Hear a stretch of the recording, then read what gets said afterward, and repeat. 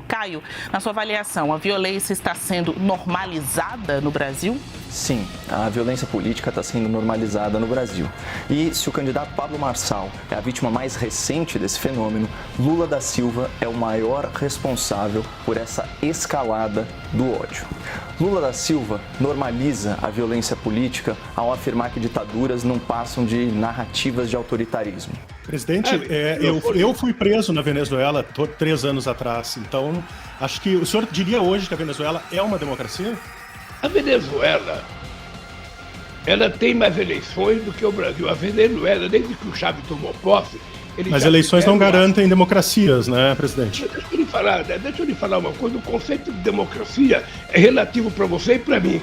Quem quiser derrotar o Maduro, derrota nas próximas eleições. Agora vai ter eleições. Pô, e cada país toca o seu destino. Cada país toca o seu destino. Lula da Silva normaliza a violência política ao se referir a ditadores assassinos como amigos, como companheiros. Por que a Angela Merkel pode ficar 16 anos no poder e Daniel Ortega não? Por que o Felipe González aqui pode ficar 14 anos no poder? Qual é a lógica? Sí, pero Angela Merkel ha gobernado 16 años, Felipe González 13 en España y no metían ninguno de los dos a sus opositores en la cárcel. O Lula da Silva normaliza a violência política ao tratar da mesma forma uma organização terrorista genocida e a democracia que é vítima desse terrorismo.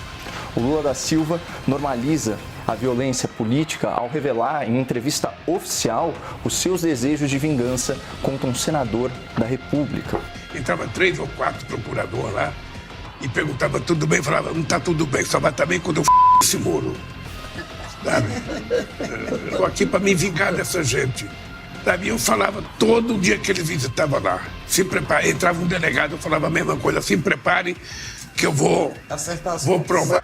O Lula da Silva normaliza a violência política ao prestigiar no seu governo Sem Terra, movimento responsável por dezenas de ações criminosas de invasão e destruição de propriedades públicas e privadas. Os manifestantes derrubam as barricadas aqui de proteção do Palácio do Planalto. A polícia reage com spray de pimenta.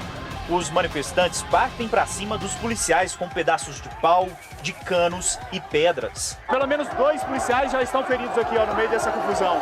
A gente pode perceber que continua voando pau.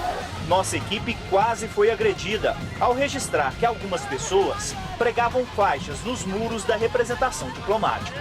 O Lula da Silva também normaliza a violência política ao declarar que certo tipo de gente tem que ser extirpada, ou que um cidadão presumidamente inocente é um animal selvagem, não é um ser humano.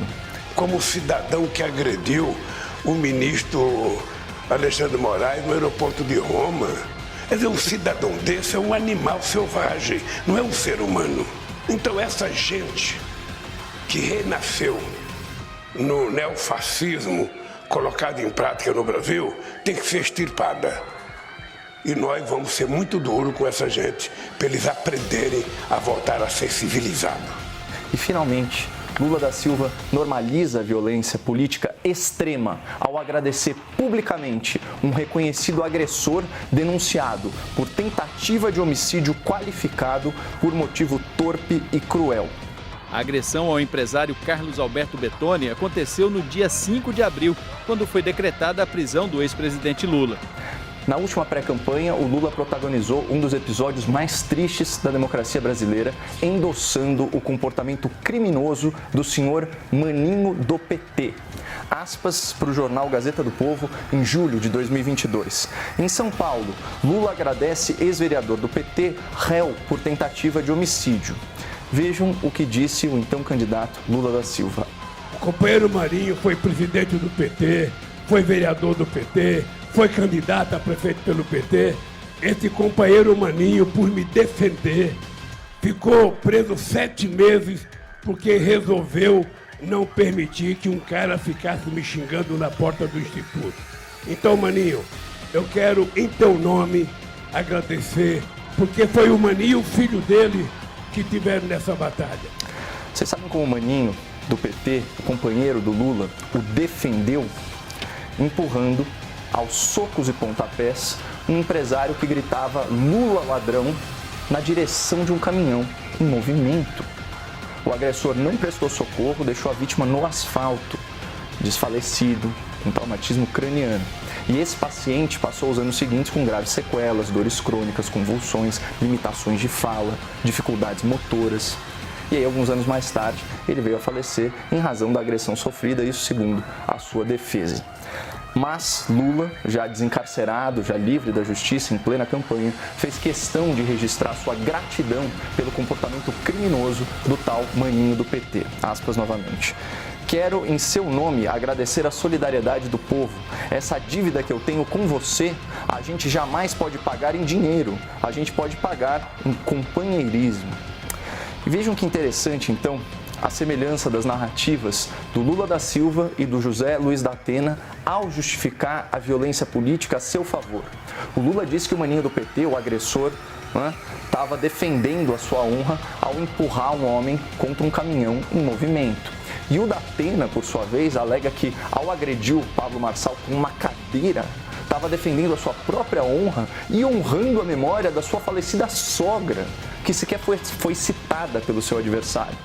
Vejam só esses trechos da nota que o da Atena publicou, aspas, Marçal feriu minha honra e maculou minha família, já machucada pela perda de um ente querido. Acontece que essa tese de defesa da honra não procede, o direito contemporâneo simplesmente não a reconhece mais.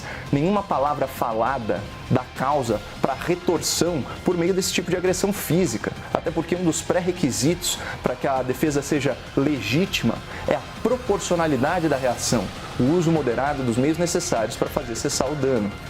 Portanto, é fácil concluir que tanto Lula quanto o da Atena usam a mesma estratégia para normalizar a violência política que eles praticam ou que eles estimulam, a narrativa da defesa da honra. E para variar, as gargantas de aluguel estão se esgoelando na tentativa de relativizar uma violência que, além de antijurídica, é injustificável.